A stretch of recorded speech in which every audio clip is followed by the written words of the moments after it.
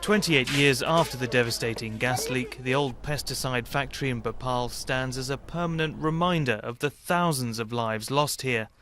Many of those who survived were left disabled, and almost 3 decades on, a new generation is feeling the fallout.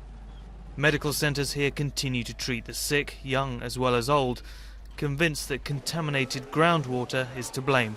Even the next generation, even the children born to exposed parents after the disaster, are marked by Union Carbide's poisons. There are developmental problems and growth problems among these children. Hazra Bi's son was hospitalised for several years after the disaster, which is still considered one of the world's worst industrial accidents. Her granddaughter has cerebral palsy. She's in no doubt as to the cause. My middle son's daughter was born with disabilities because my son inhaled more gas than his body could take. It's because of that gas leak today, after I suffered so much with a sick child, that my son has to suffer in the same way with his daughter. What will we do with this girl? This is what the gas, what Union Carbide, what multinational companies have given the residents of Bhopal. How many generations will have to suffer the consequences? And in 2012, the story of Bhopal is once again in the limelight. Dow Chemical, the parent company of Union Carbide, whose pesticide plant lies rusting in central India, is sponsoring the London Olympic Games. But while Union Carbide paid compensation to victims of the disaster in 1989, 10 years before it was bought out by Dow, activists still want the Olympic organisers to cancel their sponsorship deal. They claim the clean-up is far from complete and the legacy of the leak not yet settled.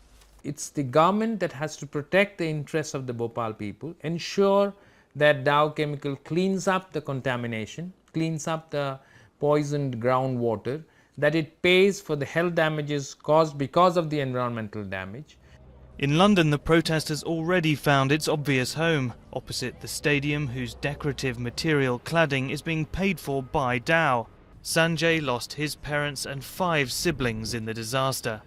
Well, I've traveled all the way from Bhopal to London to meet the organizers and ask them, request them, kick the Dow Chemical out of Olympics, because Olympics is all about ethics and this is something unethical that Dow Chemical is sponsoring London Olympics because they are responsible for thousands of deaths in Bhopal. Nevertheless, the International Olympic Organization say they are comfortable with Dow's involvement in the Olympics. We realize the tragedy that Bhopal was, and we have a lot of sympathy for what happened. But we know that Dow was not the owner of the company, and they were not running this plant at the time of this accident.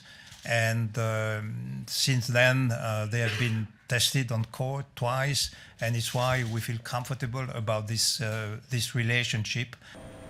Compared to recent Olympic Games, London's record has so far been relatively blemish-free. But though Bhopal is thousands of miles away, its spectre still threatens to cast its shadow over the London Games.